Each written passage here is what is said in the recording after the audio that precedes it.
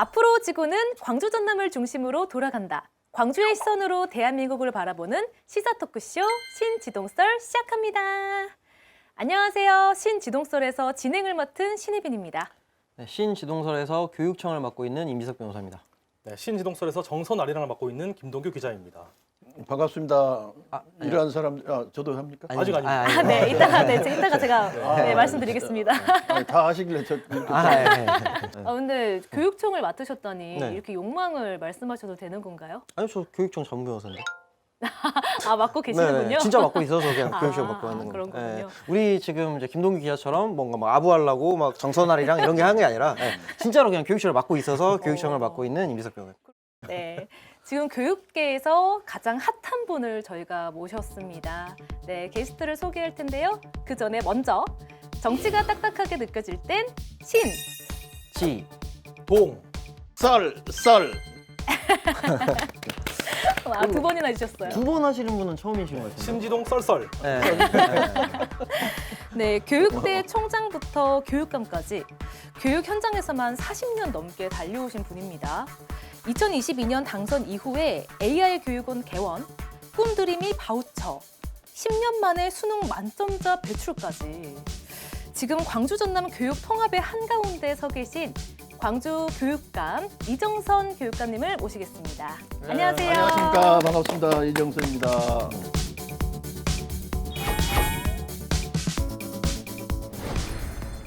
이렇게 초대해 주셔서 대단히 고맙습니다. 뭐라고 이야기 될지 모르겠지만 하여간 감사합니다. 교육관님이 지금 약간 왕따를 당하신 느낌이 드시잖아요. 그렇습니다. 그러니까 저희가 이제 오프닝 때는 사실 이제 여기 베이스로 먼저 이제 스몰 토크를 하고 이제 들어가는데, 나 좀 소외당했나? 약간 뭐 이런 얘기. 좀 소외당한 느낌이 드셨어요? 뭐 왕따 당한 느낌? 그렇습니다. 네. 왕따 문제 잘 해결하실 것 같습니다. 네, 자기들끼리만 뭔가를 하고 기회를 안 주는 그런 느낌입니다. 네. 네, 우리 시청자분들께 인사 말씀 한번 부탁드립니다. 네, 왕따를 당하니까 괜히 그냥 도끼가 오르는데요. 시청자 여러분 안녕하십니까. 광주광역시 교육감 이정선입니다. 오늘 신지동 썰에 나와가지고 썰을 풀려고 하는데요. 정말로 좀 잘 되었으면 좋겠습니다. 잘 되겠죠? 여러분 응원 많이 해주십시오. 화이팅입니다. 화이팅! 화이팅! 우와. 시작할 때 멘트 시청자들한테 말씀하시는 것도 앞으로 좋은데요? 준비하신 것처럼 매끄럽게 하시네요. 이 준비 엄청 해왔습니다. 준비된 교육감. 네, 교육감님, 요즘 학생들 만나면 가장 많이 듣는 말이 뭐예요? 요즘 방학이라 학생들을 못 만납니다. 문제는 그거에 있는 것 같아요. 이제 새학기를 내일 모레 3월 3일 날 시작을 하는데요. 지금 새학기 준비를 하고 있습니다. 그래서 시설이며 환경이며 급식이며 뭐 이러한 또 교통 통학로 이러한 것들을 하나하나 점검하고 있기 때문에 학생들을 만나면 일주일 후에 만날 수 있지 않을까 싶습니다. 요즘 방학이군요. 학교를 졸업한 지가 오래돼서 제가 또 학교를 졸업한 지 오래돼서 2월 달인데 방학인지 몰랐다. 제가 야, 이제 컨셉 대단하네. 이거 그러나 요즘 이제 어른들 특히 학부모님들을 많이 뵀는데요. 네. 요즘 전남 광주 통합이 어떻게 되느냐, 통합이 되면 광주의 좋은 점이 뭐냐, 주로 이런 이야기들을 많이 듣습니다. 저희도 그 이야기가 궁금해서 네네. 오늘 교육감님을 모셨습니다. 네네. 네, 그 이야기 자세히 물어보겠습니다. 예. 특히 교육감님 하면 또 이제 정책이 또 빠질 수가 없는데 네. 뭐 요즘 개인적으로 혹시 가장 신경 쓰고 있는 부분이 있으실까요? 이제 말년이라 뭐 크게 신경 쓰겠습니까? 실제적으로 제 같은 경우는 그 다양한 실력, 따뜻한 인성, 글로벌 기반의 그 세계로 디지털 기반의 미래로 이러한 정책들을 폈습니다. 66개의 정책을 폈는데 지금 98.1% 지금 달성을 했거든요. 그러다 보니까 거의 다 정책과 관련해서는 달성을 한 셈입니다. 그러다 보니까 이제 정책과 관련돼서는 질문을 많이 안 받거나 또 워낙에 달성을 많이 해버렸으니까 어떻게 그렇게 달성했느냐라고 하는 질문을 받게 되어지고 거의 모든 질문들은 앞으로 통합돼 하면은 어떤 정책을 펼 거냐 이제 이런 질문을 주로 많이 받습니다. 그럼 66개의 정책 중에 가장 뿌듯한 정책은 어떤 거예요? 워낙에 66개가 다 좋은 정책이었기 때문에 자랑이 아니라 정말로 그렇습니다. 그렇기 때문에 어느 것 하나라고 딱 꼬집을 수는 없는데 제가 이제 언론사 기자들에게 물었습니다. 그러면 우리 광주교육 정책에서 기자들이 생각하기에 가장 좋은 정책이 뭐냐? 그래서 베스트 5를 물어봤거든요. 그중에 1번이 글로벌 리더 세계 한 바퀴 프로그램이 나왔습니다. 우리 아이들을 세계로 보내는 이 프로그램이 가장 최우수 프로그램은 나왔고요. 두 번째가 365 스터디 카페. 일반계 고등학교에다 우리 아이들이 공부할 수 있도록 이 카페를 만들어줬는데 그게 선정이 됐고요. 세 번째는 야외 버스킹, 광탈패라고 해서 광주 학생 탤런트 페스티벌을 해서 우리 아이들의 예술적인 끼와 소질을 갖다 개발해주는 그러한 프로그램. 네 번째가 이제 1교1 대입 디렉터. 그래서 고등학교마다 우리 아이들 입시 준비해주기 위해서 디렉터를 이렇게 파견했는데 그 정책. 그리고 이제 마지막 다섯 번째가 독서 교육. 독서 많이 시킨 아이들에게는 해외로 보내줬는데요. 특별히 이제 노벨상 받은 노벨 문학상 받은 국가로 보내줬습니다. 그래서 괴테를 만나러 독일로 보냈고요. 해밍웨이를 만나러 미국 마이애미 플로리다를 보냈고 멀로를 만나러 이제 캐나다 토론토로 이렇게 와. 보낸 프로그램이 있습니다. 근데 그런 프로그램들이 지금 순서대로 이렇게 나왔는데 저는 그 밑에 지금 5가지가 아니라 61가지도 다 똑같이 우수한 프로그램이다 이렇게 생각하고요. 정말 머리를 쥐어짜서 제가 8년 동안 고민해서 만든 정책이기 때문에 어느 하나 소중하지 않은 게 없습니다. 와. 그렇다면 오늘도 돌아온 시간. 김동규 기자의 그 사람이 알고 싶다 해주시죠. 네, 현재 광주시 교육감 재선을 준비하고 계시는 이정선 교육감님은 순천에서 태어나서 순천에서 초, 중, 고를 모두 나오셨습니다. 이후 한양대학교 사범대학에 진학하셔가지고 교육학 학사를 받으셨고요. 이후에 동대학원에서 교육학 석사를 받으셨습니다. 이후 미국에 유학을 가셔가지고 러커스 대학교에서 교육학 박사학위를 받으셨는데요. 사실 이게 한국인 분들은 잘 모를 수 있는 대학교인데 아이비리그 8개 대학 중에서 코넬 대학교를 뺀 7개 대학이 있습니다. 이게 다 미국 독립 이전에 만들어진 대학들인데 이 7개 대학과 윌리엄 앤 메리 대학교, 러커스 대학교까지 이 9개 대학을 콜로니얼 칼레지라 해가지고 식민 시절에 만들어진 대학이어서 되게 명문 대학인데 여기서 이제 박사학위를 받으셨고요. 그게 95년도 10월 달이었습니다. 이후에 96년도에 광주교육대학교 교수가 되셔가지고 약 20년간 교편을 잡으셨고요. 2016년도에 광주교육대학교 총장이 되셨습니다. 그리고 노무현 정부 당시에는 대통령 자문교육혁신위원회에서 자문위원으로도 활동하셨습니다. 이후 2016년부터 총장을 하시다가 2018년도부터 교육감 선거에 나오셨는데 2018년도에 낙선하셨고 22년도에 당선되셔가지고 약 4년 동안 교육감으로 활동하셨습니다. 그리고 현재는 다음 선거에서 재선을 준비하고 계십니다. 반갑습니다. 아이고, 와. 저보다 더 잘 외워버리는데요. 어떻게 이렇게 다 외우신지 모르겠습니다. 한 가지만, 네. 2012년도에 제가 총장이 됐고요. 아, 2016년도까지 총장을 했습니다. 죄송합니다. 2016년도까지 하셨습니다. 네, 맞습니다. 아. 정정하겠습니다. 네. 뭔가 우리 교육감님의 스펙만 들으면은 고생 없이 쭉 달려오실 것 같은데 이야기를 들어보니까 뭔가 더 인간미가 느껴지시는 것 같아요. 제가 교육감을 하고 싶었던 이유들 중에 하나가 그겁니다. 저처럼 수저도 없는 사람이 열심히 노력하면 누구나 다 진심이만 있으면 성공할 수 있다라고 네. 하는 그런 사람들의 롤 모델이 되고 싶다. 더군다나 저는 이제 광주가 혈연, 지연, 학연이 없는 그런 사람이거든요. 그러다 보니까 혈연, 지연, 학연도 없는 사람이 광주에 와서 누군가는 꿈을 이루는 방법을 알려줘야 되고 성공한 그 사례를 보여줘야 되는데 제가 그러한 사례 내지는 그런 꿈을 실현하는 사람이 되고 싶다라고 하는 강한 의지가 한편으로는 제가 교육감이 되기까지 했었고 총장 됐을 때도 그런 생각을 했었는데 총장과 그래서 교육감을 하게 되었는데요. 여태까지도 잘 왔지 않는가 저는 그렇게 생각합니다. 최근에 보니까 이제 공약도 거의 다 이제 98%까지 이루셨고 지난해 수능에서는 10년 만에 만점자도 나왔습니다. 그래서 막 그분이 강연도 하고 이렇게 했는데 지금 이 순간 광주 교육이 달라졌다고 느끼는 어떤 것들이 있는지 그리고 실제 교육 현장의 현실에 대해서도 좀 말씀해 주시면 감사할 것 같습니다. 실제로 수능 만점 10년 만에 나왔지 않습니까? 그것도 이제 그 일반계 고등학교 인문계에서 나왔는데 정말 그 친구 뛰어난 친구고 정말 성실하고 인간성도 정말 좋은 친구고 활동도 다양하게 해서 공부만 딱 해가지고 시험 봐가지고 이렇게 공부 잘하는 사람들의 그 단점으로 나타나는 그런 것이 하나도 없는 학생이 바로 수능 만점 맞은 그런 학생인데요. 그럼에도 불구하고 제가 아까 365 스터디 카페 이야기했는데 이 환경이나 공간을 변화시켜 가지고 사람의 의식을 바꿔보자라고 하는 의도에서 그게 나왔거든요.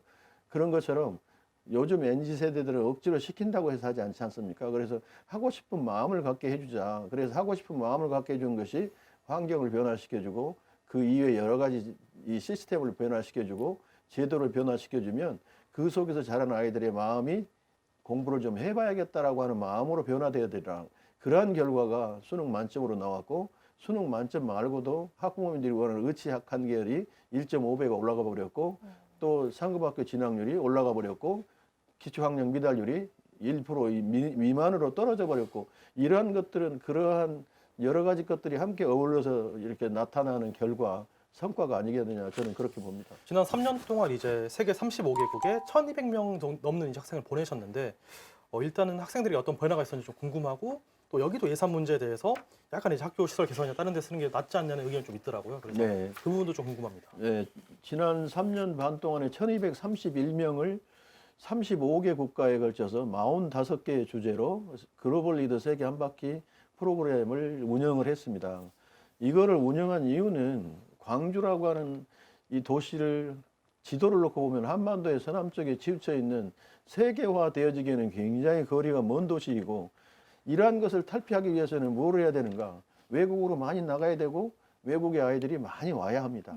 서로 교류가 많이 있어야 되는데 실제로 교류를 하고 있는 경우가 거의 없었어요. 저희가 취임했을 때. 그래서 제가 물론 유학파이기도 합니다만은 그러한 것을 탈피할 수 있는 방법이 뭐겠는가? 가능한 많은 사람을 외국으로 내보내자. 전남 경우는 글로컬이라고 하는 행사 하나 한 번을 치르는데 165억을 썼습니다. 우리는 첫 해에 글로벌 리더 세계 한 바퀴 하는데 40억을 썼는데 3년 동안에 가서 100억이 안 됩니다. 그러면은 100억이 안 되는 돈을 가지고 1230명이나 되는 31명이나 되는 아이들을 외국으로 내보내는 것 글로벌화 하는데 어느 것이 더 도움이 되어지는가 이걸 놓고 본다면 결코 100억도 안 된 돈으로 그렇게 하는 것이 무리가 아니다. 그런 점에 있어서 글로벌 리더 세계 한 바퀴 프로그램은 건물 시설 더 짓는 것보다 훨씬 몇 배의 가치 있는 일이다. 저는 이렇게 생각하고 예산 투자의 우선순위를 지금도 해라 한다면 거기다 둘 거다.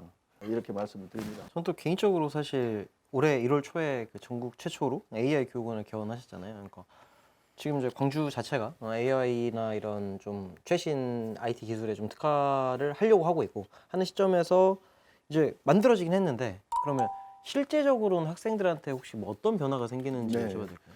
AI 교육원은 이제 전국 17개 시도 중에 최초라고 많이들 이야기를 했지 않습니까? 그 최초가 중요한 게 아니고요.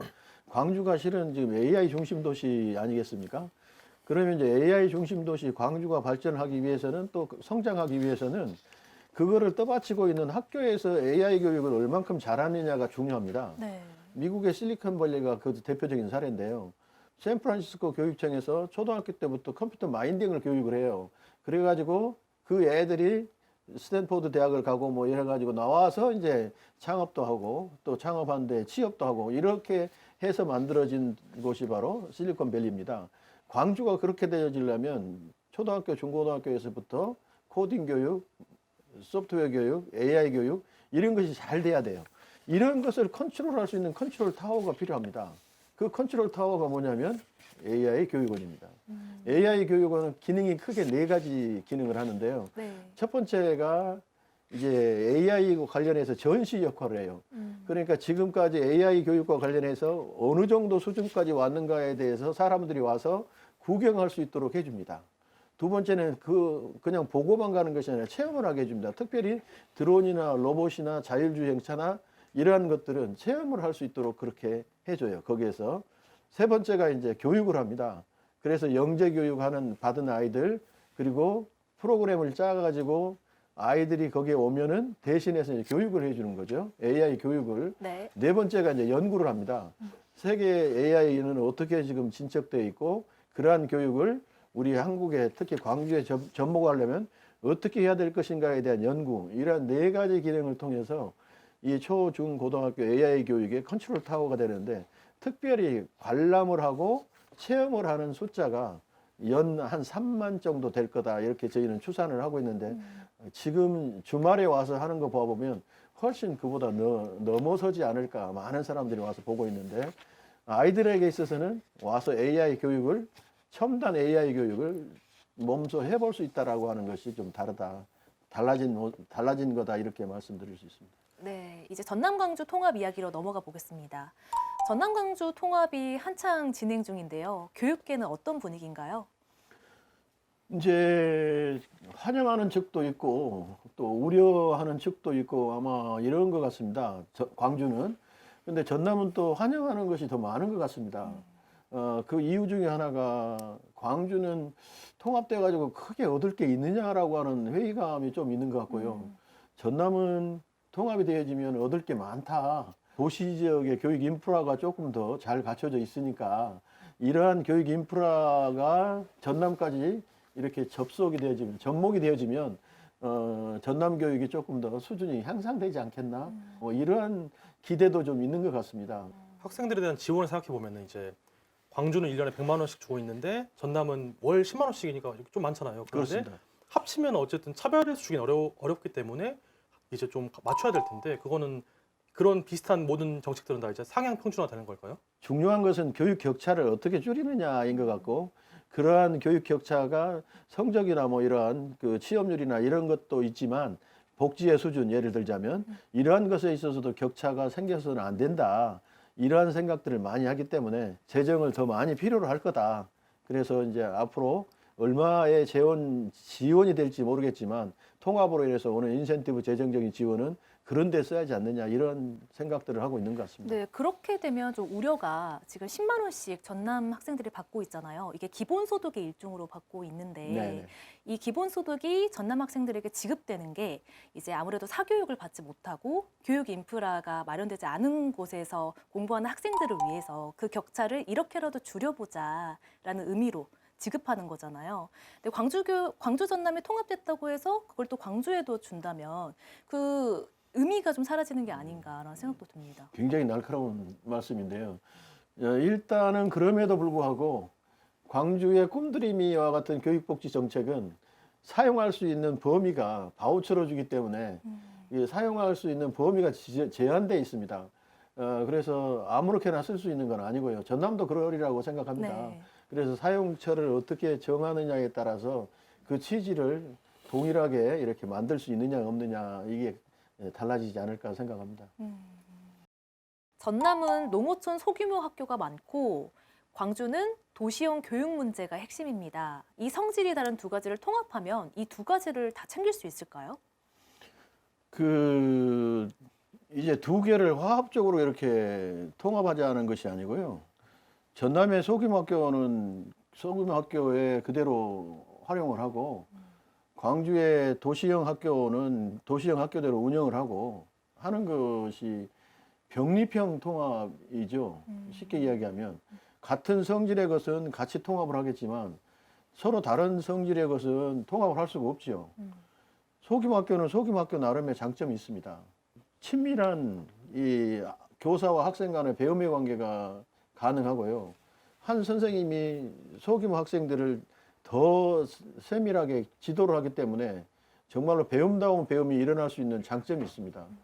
물론 소규모 학교를 통폐합해 가지고 사회성을 증진시킬 수 있는 여러 가지 방법들도 있긴 하나 장점은 장점대로 살리는 것이 통합을 하더라도 전남 교육의 특성을 살리는 거다 이렇게 생각하고 전남 교육이 여태까지 소규모 학교를 장점을 살리기 위해서 여러 많은 노력들을 해왔기 때문에 통합이 되더라도 그건 그대로 살려야 된다라고 생각을 하고요.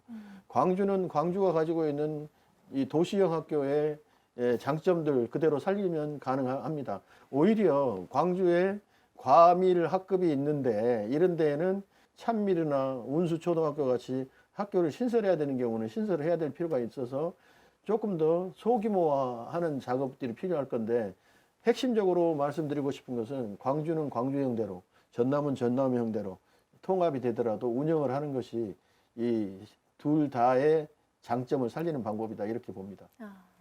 그러면 이제 차기 전남 광주 교육감으로서 만약에 이거는 꼭 해결해야 된다라고 하는 게 딱 하나만 꼽는다면 어떤 게 있을까요?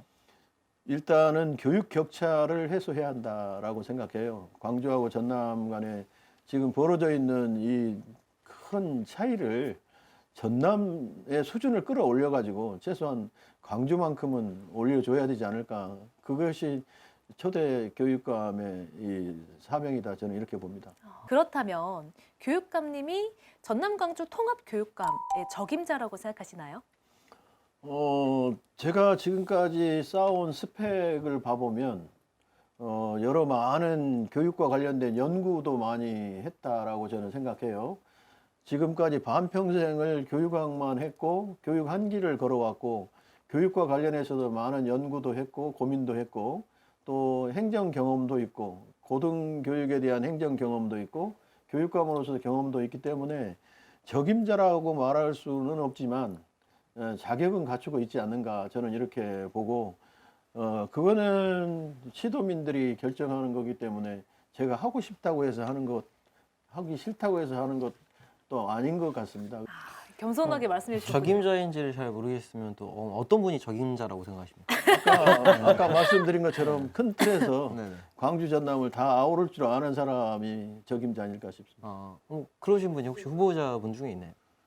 그 사람들을 다 잘 모르기 때문에 누구라고 말씀드리기는 어렵지 않을까.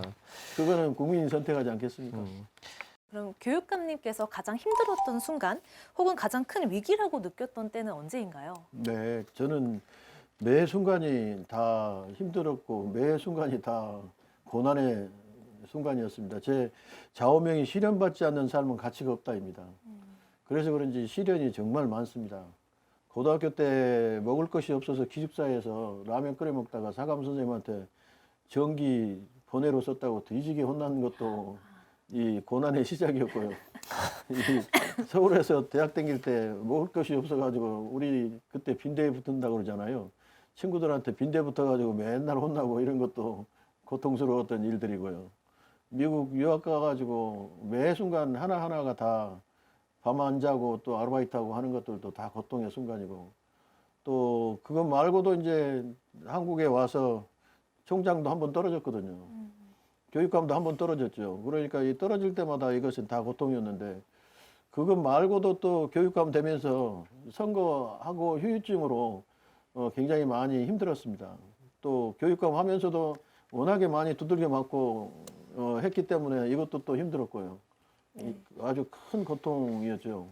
뭐 그렇다고 해서 쓰러지거나 좌절하거나 그럴 정도까지는 아니었지만 그래도 굉장히 큰 고통들이었는데 그러한 시련과 고통들이 올 때마다 그러한 것처럼 삶의 가치를 더해주기 위해서 이런 고통을 주는구나 이런 생각을 하고 나름 이렇게 극복을 해서 여기까지 왔지 않는가 생각을 합니다. 그러면 이제 교육감님의 그런 과정을 거쳐서 오셨는데 내가 이번에 또 교육감이 돼야 되는 이유를 한 단어로 혹시 설명해 주신다면? 네, 저는 흙수저도 없는 상황에서 태어나서 어렵게 많은 사람들의 도움을 받고 여기까지 왔는데 누군가의 롤모델이 돼야 된다 이 말씀을 아까도 드렸고 또 저처럼 이러한 상황 속에서 성공하고 싶은 사람들이 있다면 성공의 방법을 가르쳐 주는 것이 내가 해야 할 일이 아닌가 이런 생각으로 나는 교육감이 된다면 다른 사람들이 나처럼 되고 싶은 사람의 롤모델이 되는 게 아닌가 이런 생각을 먼저 하게 됩니다. 이제 광주 전남 관련해서 어떻게 하면 더 교육 수준을 세계적인 수준으로 끌어올릴 수 있을 것인가 이거를 위해서 내가 할 수 있는 일이 있다면 그게 내가 할 수 있는 또 사명이 아닐까 이런 생각을 합니다. 네, 그럼 교육감님, 우리 시청자분들 그리고 학부모님들께 한 말씀 부탁드립니다. 네, 전남 광주 우리 학부모님 그리고 시청자 여러분 안녕하십니까? 아이는 마을 사람이 함께 기른다라고 합니다. 그리고 광주 전남 교육은 우리 광주 전남 시민이 함께 만듭니다. 그런 의미에 있어서 우리 광주 전남 교육에 많은 관심을 가져주시고 특별히 광주 교육과 전남 교육의 교육 격차를 해소하는 일에도 여러분의 많은 응원과 관심 가져주시기를 부탁드립니다. 여러분들의 힘에 힘입어서 더욱더 열심히 전남 광주 교육 발전을 위해서 노력하겠다는 말씀 드립니다. 감사합니다. 제가 우리 교육감님 말씀하시는 게 살짝 웃음이 터졌던 게 교육감님께서 굉장히 교과서 읽듯이 이렇게 편지를 써주셔가지고 네, 너무 인상 깊게 들었습니다. 오늘 좀 어떠셨나요? 네, 좋았습니다. 그 대본에는 굉장히 한 번 더 꼬아서 이렇게 질문이 왔는데 직구로 오니까 더 편하고 좋습니다. 제가 좀 스타일 그렇습니다. 원래. 네, 너무 좋습니다.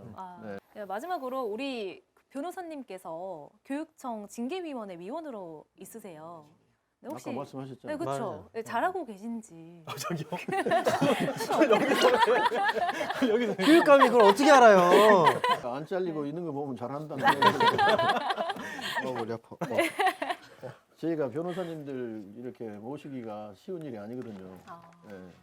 근데 이렇게 해주시니까 저희는 얼마나 감사한지 모르죠. 이런 쓸데없는 질문에도 대답을 해주시니 정말 저 거의 학생 인권의 진짜 나중에 그 상징탑이 되실 것 같아요. 와 이런 그냥 아무 의미 없는 질문에도 대답을 하신다고. 오늘 가장 네. 묻고 싶었던 질문이었는데 네네. 네, 속이 시원하네요, 저는. 네. 오늘은 광주광역시 이정선 교육감님과 함께 전남 광주 통합을 앞두고 교육에 관한 이야기 자세히 들어봤습니다. 그럼 오늘은 여기까지. 정치가 딱딱하게 느껴질 땐 신! 지 동. 썰. 네, 저희는 다음 시간에 더 깊이 있고 재미있는 이야기로 찾아오겠습니다. 시청해주신 여러분 고맙습니다. 고생하셨습니다. 고맙습니다.